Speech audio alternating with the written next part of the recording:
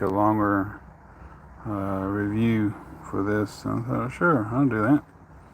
And so we got the Thompson Chain Reference Bible here that I got a few days ago, and it came like within 2 days. It was like, it just so happened to be in Thompson Station, which is right below Nashville, so it was in Middle Tennessee.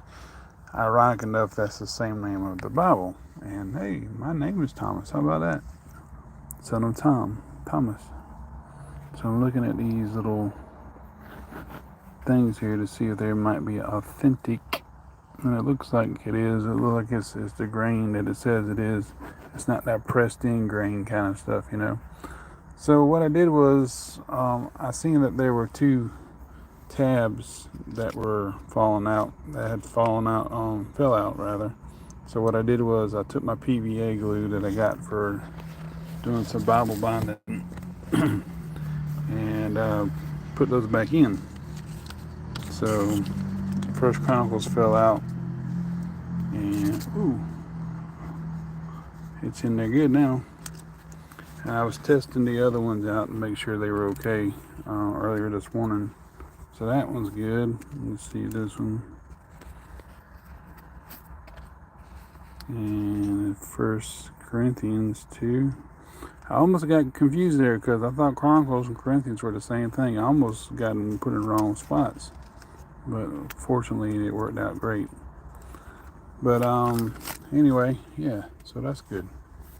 All those are good. The only thing I'm lacking is the First and Second John, First, Second and Third John, and Jude. That's all I'm missing. And I asked the seller if maybe he had it in his house or whatever, and I'm trying to see if my sister can print me out some of these things. I mean, you can find some of these things on there online, but it's like really hard. And some of them have like 3 chapters and everything, and the indexing is not cut for that. So I wouldn't benefit from that. There are some little sticky little circle things I can get and put right there and just kind of write it in on with a gold or silver Sharpie or pen thing. But I don't want to do that. I want to be as original as possible.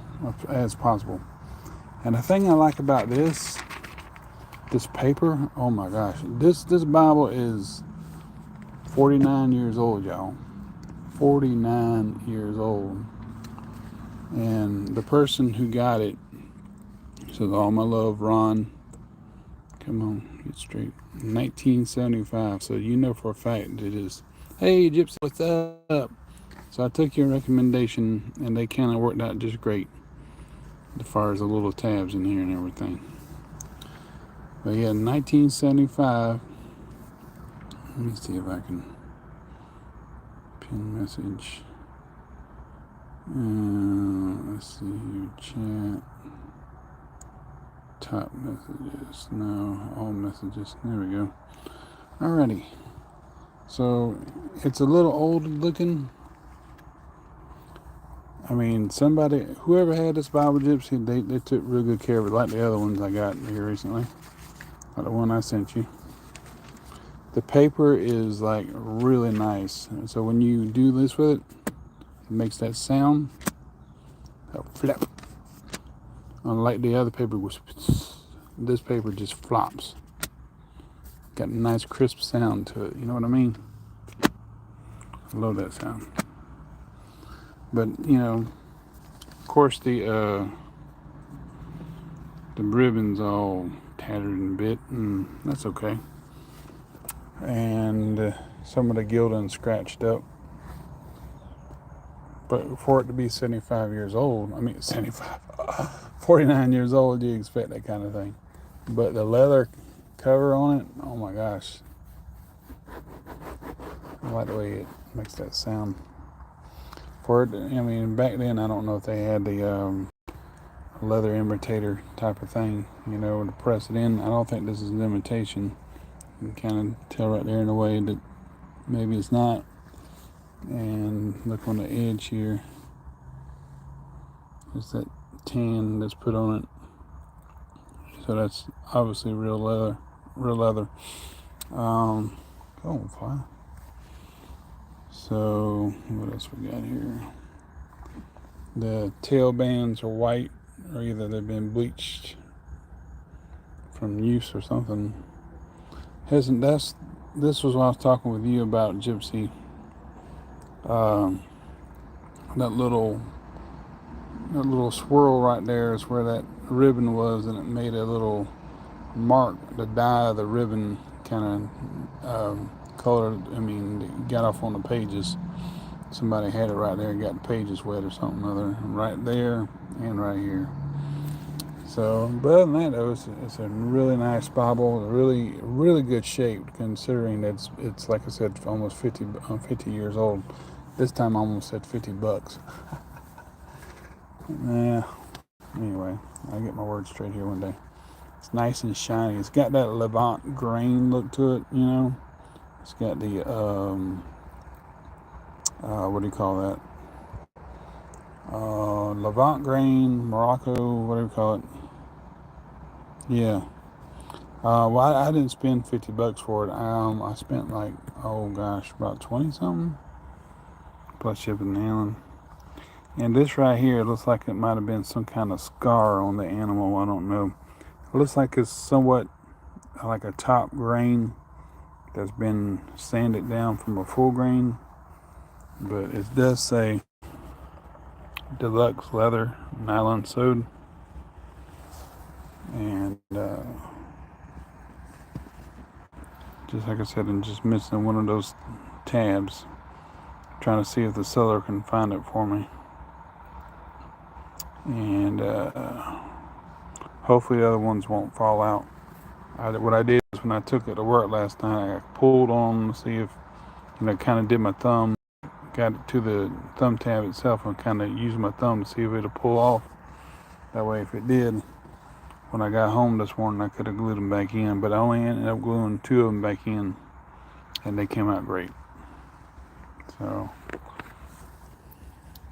just like my other Bible, it's kind of, I can't think of the name of that other one. It's like a Levant Grain, and then you got the Capri Grain. But I think the Capri Grain is a little bit thicker. I have to compare them one day to my other Thompson chain reference Bibles. Yeah, that's what I'm doing. I was looking on eBay for another one. I'm looking particularly for one that I can probably. I got that 1954 Thompson chain reference Bible, and the thumb tab only says Jude, and doesn't say first or second or third John or whatever, because it's a little bit different. I didn't notice something here. I felt it with my thumb. There's a big old crack here. I ain't liking that. But then again, I guess I can take a little bit of glue, put it in that little gap there, and glue it together. I guess it's just a natural grain shape here, because it looks like it's a line almost, but that's natural. Looks like. I don't think that was pressed in there. This is the back side of the Bible upside down. It kind of goes around. It's a really nice Bible. Put some mink oil on it. Okay. I was thinking about getting those 2 parts, because every time I move my finger across the back of it, I feel it. So you think mink oil would work on that, huh? I was wanting to see if I can kind of support it with something. Kind of take a piece of something or other. Some tape or something or other to kind of keep the 2 sides together. That way, if my finger accidentally goes across it, I'm not rubbing on it. But it looks like